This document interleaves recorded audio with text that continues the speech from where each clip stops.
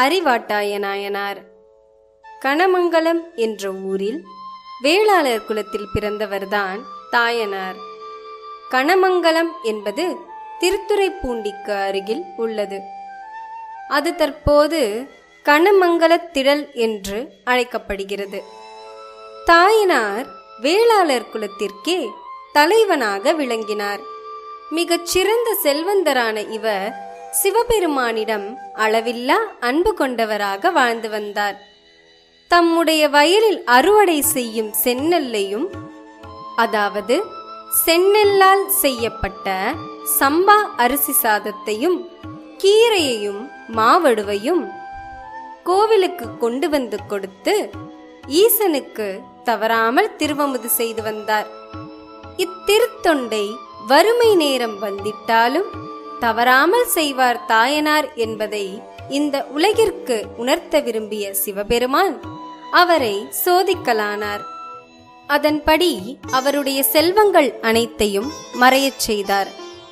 தாயனாரின் குடும்பத்தை வறுமை சூழ்ந்தது. இருப்பினும் அவர் அந்த திருத்தொண்டை விடாமல் செய்து வந்தார். இந்த நிலையில் தாயனாரை வறுமை மிகவும் வாட்டியது. அதனால் உணவிற்காக அவர் கூலிக்கு நெல்லறுக்கச் சென்றார். நெல்லறுத்ததற்காக கூலியாக கிடைக்கும் செந்நெல்லை ஈசனிற்காக கொடுத்துவிட்டு கார் நெல்லை வறுத்து அதன் மூலம் கூலியாக கிடைக்கும் கார் நெல்லை மட்டும் தமக்கு உணவுக்காக எடுத்துக்கொண்டார். இதில் கார்நெல், செந்நெல் என்று கூறப்படும் இருவகை நெல் வகைகள் நமது பாரம்பரிய நெல் வகைகளாகும். அதையும் சோதித்து பார்க்க விரும்பிய ஈசன் அவ்வூர் முழுவதும் செந்நெல் மட்டுமே விளையும்படி செய்கிறார். அதனால் அவருக்கு கூலியாக செந்நெல் மட்டுமே கிடைக்கிறது. இருப்பினும் அதை மகிழ்ச்சியாக வாங்கிக் கொண்டு தமக்கு கூலியாய் கிடைத்த செந்நெல் முழுவதையும் இறைவனுக்கே படைக்கிறார். வயிற்று பசியை போக்குவதற்காக தாயனாரின் மனைவி தன் வீட்டிற்கு பின்புறமாக விளையும் கீரைகளையும் இலைகளையும் சமைத்து கணவனுக்கு கொடுத்துவிட்டு தானும் உண்கிறாள். இவ்வாறாக இவர்கள் இலைக்கறி உணவை மட்டும் சமைத்து சாப்பிட்டு இறைவனுக்கு மகிழ்ச்சியாக தொண்டு புரிந்து வருகிறார்கள். விடுவாரா ஈசன்? அவர்களை மேலும் சோதிக்க விரும்பி அந்த கீரைகளும் இலைகளும் அவர்களுக்கு கிடைக்காதபடி இல்லாமல் போகும்படி செய்கிறார். அதற்கும் அவர்கள் வருந்தவில்லை. தம்முடைய திருத்தொண்டை தொடர்ந்து செய்து வந்தனர். அவர்களின் பசியை வெறும் நீரினை மட்டும் அருந்தி ஆற்றிக்கொண்டனர். ஒரு நாள் தாயனார் வழக்கம் போல இறைவனுக்கு திருவமுது செய்விப்பதற்காக செந்நெல் அரிசியையும் கீரைகளையும் மாவடுவையும் ஒரு கூடையில் சுமந்து கொண்டு சென்று கொண்டிருக்கிறார். அப்போது மிகுந்த பசியின் காரணத்தால் கால் தளர்ந்து தவறி விழுகிறார்.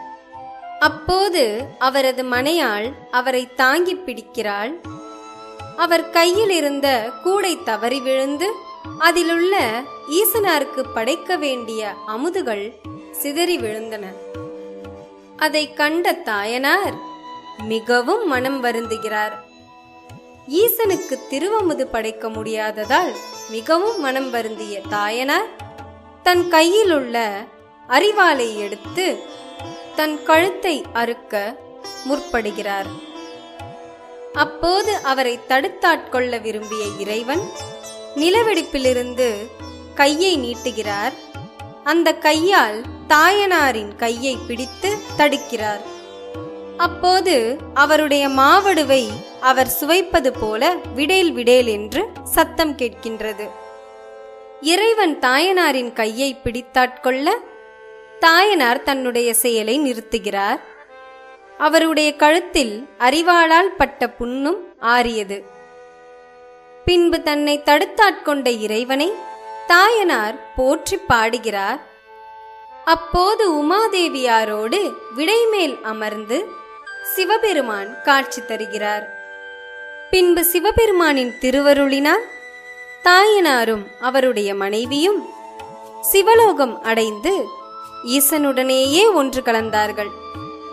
தாயனார் தமது கழுத்தை அறுக்க அரிவாளை தம் கழுத்தில் பூட்டியமையால் அவர் அரிவாட்டாயர் என்று நற்பெயர் பெற்றார்.